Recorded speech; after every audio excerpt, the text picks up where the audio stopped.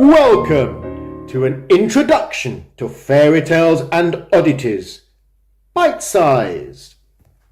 Fairytales and Oddities is my new book, a collection of 10 interconnected short stories that play with language and style through comedy, mysterious history, and threatening magic.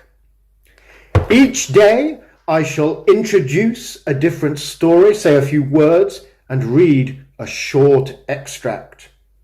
I hope you enjoy.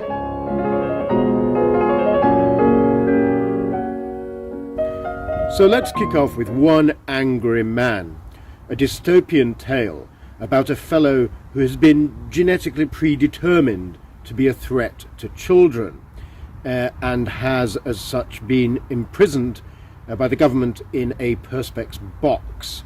The Archbishop of Canterbury, who I felt it was about time somebody made a woman, is campaigning to have this man freed because he hasn't actually done anything wrong. Yet. The computers were bright red. The work surfaces were yellow, the walls were blue, and the landlines were green. Altogether, the third floor. On the second floor, the work surfaces were red, the phones were yellow, the walls were blue, and the computers were green. On the first and ground floors, the remaining permutations were expressed. This arrangement greatly irritated the people who had to work in the building, those people who flitted up and down from colour to colour. They interpreted the scheme as an insult to their ability to remember which floor they were on. In truth, the building was deliberately tailored so as to advertise the totality of its constituent schema. Software, hardware, communications, furniture, and exterior fabric were the product of one complete contract. The apparent inconvenience of the colour scheme only served to advertise the singularity of the organic control that could be imposed on a single office building, a vertical slice of working space. Abigail knew this because she was stuck on the ground floor reading the brochure in the lift. She had time to read most of it while her clearance was being processed. Cal was deliberately slowing her down. When the phone call from reception came through, she'd been backing up personnel files for the 5th time that day. The loud shring delivered her from her reverie of mindless routine. She waited for the 3rd shring to sound out before plucking the receiver. Answer too quickly and it shows you're not doing anything. Answer too slowly and you're too far from your desk. Alpha Subject Containment Services, how may I help you? Spare it. It's Mel and Aya downstairs, ground floor. We've got the Archbishop. The Archbishop of Canterbury? That's the one. Christ. Not yet. Just the Archbishop. She wants to feed the angry or something, apparently. Christ. Right. Reverend Bleeding Heart, right here in the lobby. What do I do? Cal looked at the angry. The angry waved. She hated that. Maybe she'd spray him later on, give him something to whimper about. His ceiling was festooned with a great many cylindrical nozzles, and she had a great many buttons to play with. The Archbishop can wait in a lift, she decided. Yes, she bloody well could.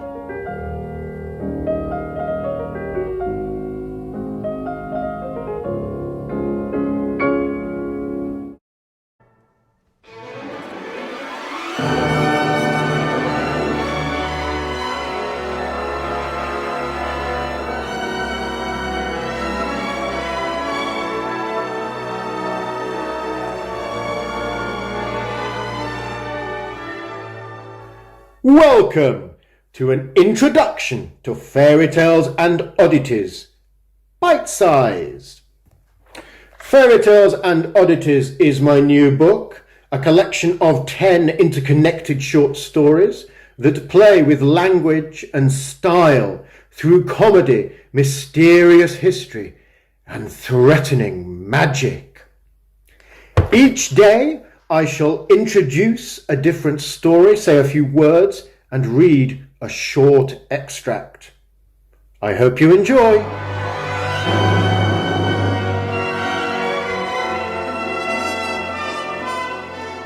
Alias Adora is by some stretch the longest story in the volume. It concerns a trio of characters and how they interact. A young Jewish female journalist, a young unemployed black man, and Milo Milkins, fading ex-snooker star, now TV pundit, middle-aged, disillusioned, heavily drug and alcohol dependent, and fulminantly racist. I shan't spoil the plot for you, but there are two hinge moments. One, a burglary that takes place on Milo's orders, and a flood of epic, almost biblical proportions. I hope you enjoy. The final years of Milo the Maelstrom Milkins' professional snooker career had been pockmarked by well-publicised outbursts. The time Milo headbutted the only black player on the tour, a sepulchral Muslim with a refulgent beard, whom Milo accused of leaving tiny wiry hairs on the table post-shot to disrupt his play. The time he was sent off for mooning a visiting business delegate of potential African sponsors. The time he outraged women's groups by holding his cue in front of his trousers and miming athletic sexual action 2 feet behind a female referee. It wasn't pretty. None of it was pretty. Milo was still sore about that last one. He claimed a setup. If female groups had infiltrated the match, he argued, then they simply had it coming. They couldn't have been there for the game. Obvs. Incredibly, none of these misadventures seemed to dent his fan base, which, if one could reasonably gauge by what one read in the press and online, was louder and stronger than ever, now that he was no longer winning matches on a regular basis. It should be noted, however, that Milo was a legend on the circuit. Despite having won only 3 ranking titles during a 20-year career, the Maelstrom was 12 times a World Championship semi-finalist and 15 times a Masters semi-finalist. More than once, he had had a wonderful and inspiriting fight back from many frames down and had delivered his share of incredible shots.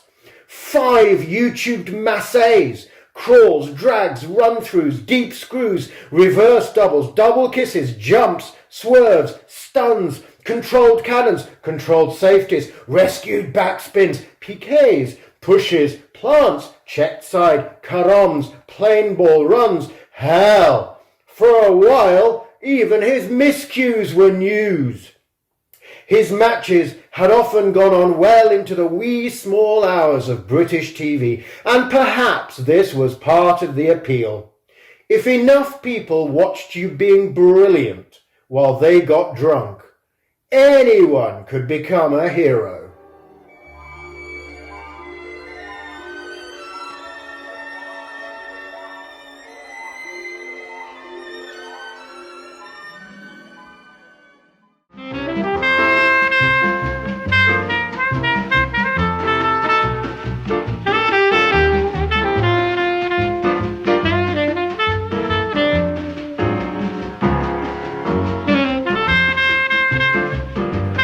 Welcome to an introduction to Fairytales and Oddities, bite-sized.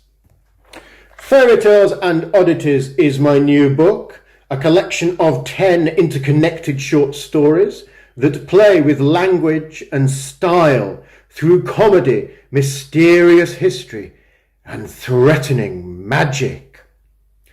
Each day I shall introduce a different story, say a few words, and read a short extract. I hope you enjoy.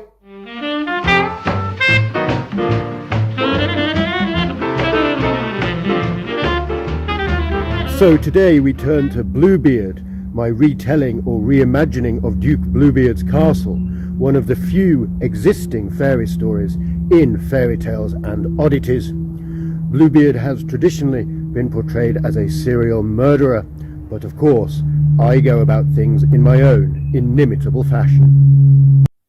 After the wedding ceremony, a modest affair with a standing buffet rather than a formal meal and no guests on the groom's side, Bluebeard took his bride back to the house. House was a rather inadequate word, however, as she found when it heaved into view. Athlone was a dark place. Even the name was sombre, mournful, and it was enormous, with east and west wings and cornetto minarets in the centre. Bluebeard had lived there so long that no one in the town could recall if ownership was ancestral or he'd bought it. Either way, Bluebeard hadn't aged in many years. While not an obviously intimidating presence, the villagers avoided Bluebeard on his infrequent trips to town because of the mystery. We fear those who don't appear to need human contact. It seems we don't see them often. Many times he wore a stretched, quiet smile, which had the effect, more than anything else, of blindness, the private pleasure of his nature, personality lines drawn long. His wife seemed an unusual choice, the gregarious daughter of a rich merchant named Hans Cancer. She had easy, forsythia charm, unused to suffering. Early 20s, teapot cheekbones, twice a winner of the town's little beauty contest. There was nothing materially boastful there, simple strength in biology. Her father was the wealthiest man in town, other than Bluebeard himself, and strictly speaking, Athlone was 3 miles outside town. From a droll point of view, it's easy to wonder at the attraction, but we shouldn't. Bluebeard, although old and publicly undramatic, had secure charisma that was undeniably attractive. For a girl who'd grown up with a powerful father, it was a natural progression. "So finally we are here," said Bluebeard. "My castle is not a place of celebration or gaiety like your father's. Speak to me. Are you coming?" He stepped down from the coach and extended his arm. Above Athalone's turrets, birds wheeled in currents. "I'm coming, darling Bluebeard. 1 moment, please."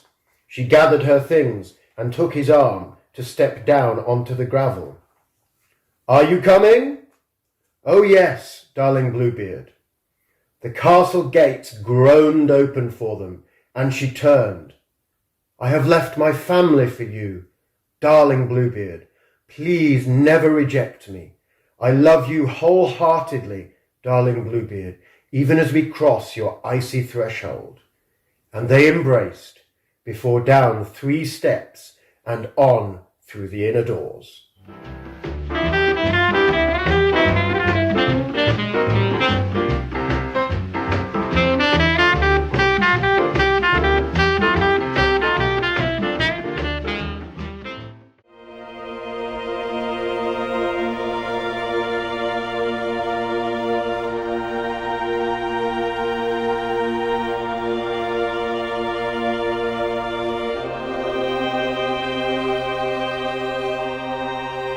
Welcome to an introduction to Fairytales and Oddities, bite-sized.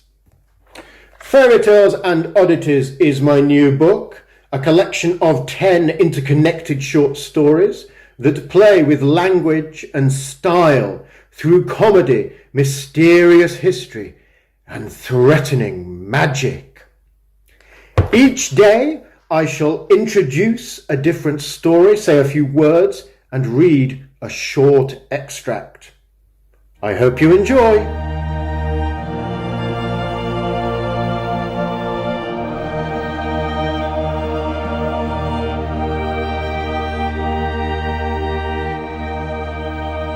Daddy's a cipher. In many ways, he's already absent. But I should put down something about him here before he's really gone. Exodus time, or whatever, does that to you, makes one thing fill your whole eyes, leaving no time for any extra light. Extremities feel tenderized, pulled out, like making the shape of a snow angel, fingertips, toes, the tiny vulnerable human ends. Mummy and Daddy met in Jerusalem 36 years ago. I never got to see Jerusalem before it was destroyed. Met in a warm and well-lit place, he used to say. Even then, he was a man of apparent elegance and certain regular habits. His lungs weren't good, had never been good, but he thought himself happy. His disturbed breathing formed questions into assertions. After the wedding, in full colour, they returned here to our city and poverty. But he began to train as a doctor of the eyes, an ophthalmologist I think it's called. We have no internet anymore to check, and books have been confiscated. And eventually a fair income materialised. Mummy said that while he studied, concentrating hard, bent over books, his lungs would whistle like an asthmatic old woman's.